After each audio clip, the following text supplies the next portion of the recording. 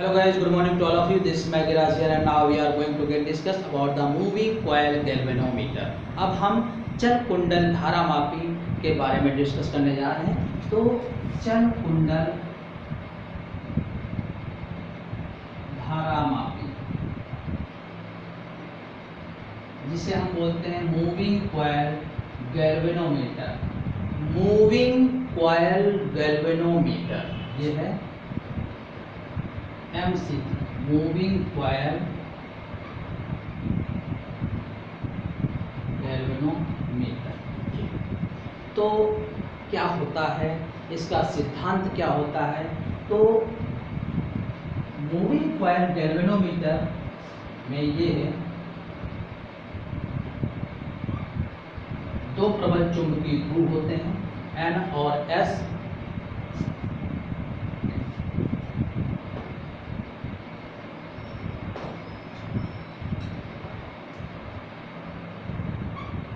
ये एक N है और एक S है।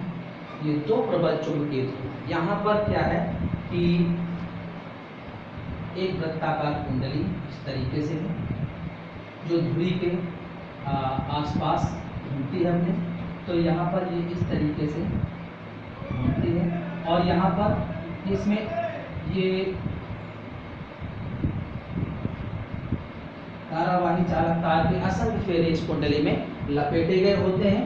तो ये क्या है? प्रबल चुंबकीय ध्रुव, प्रबल चुंबकीय ध्रुव, ठीक है ना, ध्यान रखिएगा। और ये कुंडली है कोई जो असंख्य फेरे लपेटे गए हुए होते हैं, ठीक है ना। और ये नर्म लौह क्रोड है,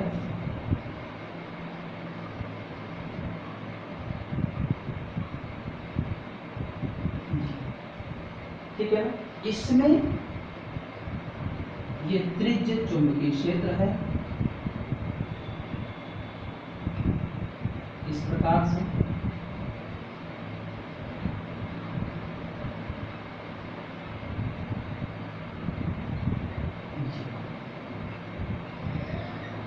ये त्रिज्य चुंबकीय क्षेत्र बोलते हैं इसको, त्रिज्य चुंबकीय क्षेत्र।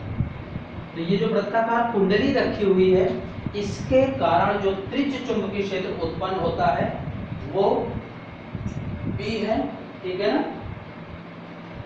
तो ये जो उत्पन्न होता है, ये नर्म लोह की जो क्रोड होती है, नर्म लोह की क्रोड इस चुंबकीय क्षेत्र को त्रिज्य बनाने के साथ साथ इस चुंबकीय क्षेत्र की प्रबलता में भी वृद्धि करता है। ध्यान रखिएगा, जो नर्म लौह क्रोड होती है वो चुंबकीय क्षेत्र को त्रिज्य बनाने के साथ साथ चुंबकीय क्षेत्र की तीव्रता में भी वृद्धि करता है। तो ध्यान रखिएगा, यहाँ पर ये दो प्रबल चुंबकीय ध्रुव N व S हैं, जिनके बीच में एक वृत्ताकार कुंडली रखी हुई है जो अपनी धुरी के परिता घूमती है।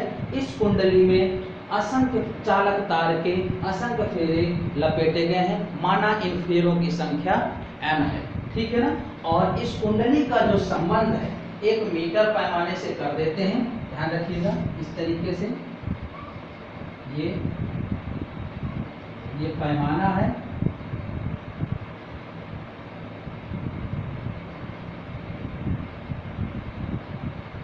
जिसकी सहायता से इसमें उत्पन्न विक्षेप को मापते हैं। क्लियर? तो ये चल कुंडल धारा मापी में एक वृत्ताकार कुंडली दो प्रबल चुंबकीय ध्रुवों N और S के बीच में रखी होती है, जिसमें चालक तार के असंख्य फेरे अर्थात N फेरे लपेटे गए होते हैं। यह कुंडली, वृत्ताकार कुंडली, अपनी धुरी के परिता घूमती है जब तो यहाँ पर आघूर्ण उत्पन्न होता है, ठीक है ना। तो ये नर्म लौह क्रोड पर इस बनी होती है, लगाई गई होती है। और यह नर्म लौह क्रोड जो है इस चुंबकीय क्षेत्र को त्रिज्य बनाने के साथ साथ इस चुंबकीय क्षेत्र की प्रबलता में भी वृद्धि करता है। इस कुंडली का संबंध हम एक पैमाने से कर देते हैं और जब इसमें बल युग्म का आघूर्ण उत्पन्न होता है तो इसके कारण अधिकतम बलयुग्म जब लगता है तो इसमें कुछ विक्षेप प्राप्त होता है जो बलयुग्म के आघूर्ण के समानुपाती होता है और उसका मान हम इस पैमाने की सहायता से ज्ञात कर लेते हैं। ठीक है ना। तो ये चल कुंडल धारामापी का डायग्राम हो गया। इसमें से ये जो टर्क है अधिकतम आघूर्ण जो होता है फाई के प्रोपोर्शनल होता है, या टर्क इक्वल्स टू के फाई। फाई क्या है? विक्षेप है, और के को बोलते हैं ऐंठन स्थिरांक या ऐंठन गुणांक, ऐंठन स्थिरांक। जबकि टाउ का मान होता है NIAB, ये अधिकतम मान है और अधिकतम आघूर्ण ही इसको संतुलित करेगा। तो मान लेते हैं ये पहला समीकरण, ये दूसरा समीकरण। तो कुल मिलाकर ऐसा भी कह सकते हैं कि ये चल कुंडल धारामापी में उत्पन्न अधिकतम आघूर्ण उसके द्वारा प्राप्त विक्षेप के समानुपाती होता है। ये MCG का प्रिंसिपल भी होगा, सिद्धांत भी होगा। तो ये आ जाएगा। तो समीकरण 1 व 2 से ये आ जाएगा NIAB equals to K phi. इसको मान लेते हैं समीकरण 3। अब हम इसी की सहायता से इस चल कुंडल धारामापी का उपयोग जो करते हैं वो धारा सुग्राहिता और वोल्टता सुग्राहिता मापने के लिए किया जाता है। तो पहला है करंट सेंसिटिविटी, जिसे बोलते हैं धारा सुग्राहिता।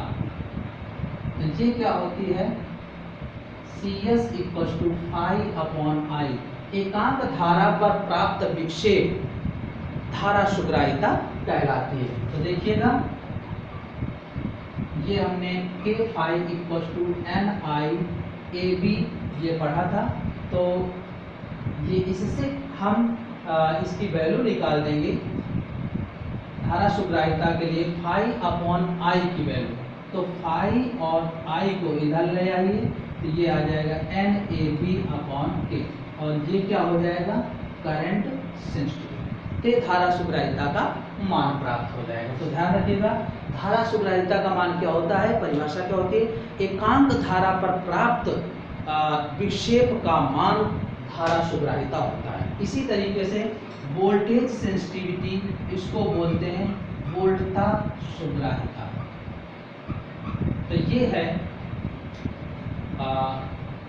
VS की जो वैल्यू हो जाएगी ये है फाई अपॉन V, यानी एकांक वोल्टता पर चल कुंडल धारामापी द्वारा प्राप्त विक्षेप के मान को वोल्टता सुग्राहिता कहते हैं। एकांक वोल्टता पर प्राप्त विक्षेप वोल्टता सुग्राहिता होती है। तो देखिएगा फिर वही समीकरण K phi equals to NIAB, ठीक है ना।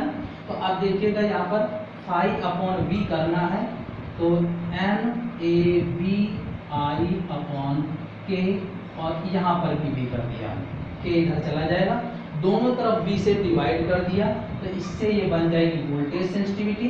और I अपॉन V का मान जो होता है 1 अपॉन R होता है, या V बटे I का मान R होता है। तो इस प्रकार से हमने वोल्टेज सेंसिटिविटी की वैल्यू जो आ गई VS का मान phi upon V equal to NAB upon KR, ये आ जाएगी वोल्टता सुग्राहिता। तो अब आते हैं, हम डिस्कस करते हैं इनकी विशेष स्थितियां, ठीक है ना। विशेष स्थितियां वो क्या होंगी? जब n को हमने 2n रिप्लेस कर दें, तो देखिएगा CS डैश क्या हो जाएगी? NAB अपॉन K था, तो n की जगह कितना हो जाएगा? 2n। इसका मतलब CS dash equal to 2CS, यानी धारा सुग्राहिता का मान दुगना हो जाएगा, ठीक है ना। तो यहाँ पर वोल्टा के लिए क्या हो जाएगा? VS dash equal to 2NAB upon KR, तो ये भी 2VS हो जाएगा। इसका मतलब कि केवल अगर फेरों की संख्या को बढ़ाते हैं तो जितने गुना फेरों की संख्या करेंगे उतने गुना धारा सुग्राहिता और वोल्टता सुग्राहिता का मान बढ़ जाएगा। चलिए अब हम इसी में देखते हैं कि जब n 2n and r equal to 2r, तो क्या होगा? तो देखिएगा धारा सुग्राहिता तो r पर निर्भर नहीं करती, तो यहाँ पर 2n किया और r है नहीं, इसका मतलब धारा सुग्राहिता तो जितने गुना फेरे हैं उतने ही गुना हो जाएगी। किंतु वोल्टेज सेंसिटिविटी देखिएगा 2NAV upon K into R की जगह हम 2R रख दिया, ध्यान रखिएगा। यहाँ देखिए n की जगह 2n और r की जगह 2r, तो ये NAV अपॉन KR आया, इसका मतलब VS के ही इक्वल आ गए, तो VS dash equal to VS। तो अगर फेरों की संख्या के साथ साथ प्रतिरोध भी बदल रहा है, ठीक है, तो उसमें कोई प्रभाव नहीं पड़ेगा, और ये तब होगा विशेष स्थिति में जितने गुना फेरे हों उतने ही गुना प्रतिरोध हो। तो धारा सुग्राहिता तो जितने गुना फेरे होंगे उतने गुना हो जाएगी, किंतु वोल्टता सुग्राहिता अपरिवर्तित रहेगी। तो ये इसकी विशेष स्थितियां हैं। ओके।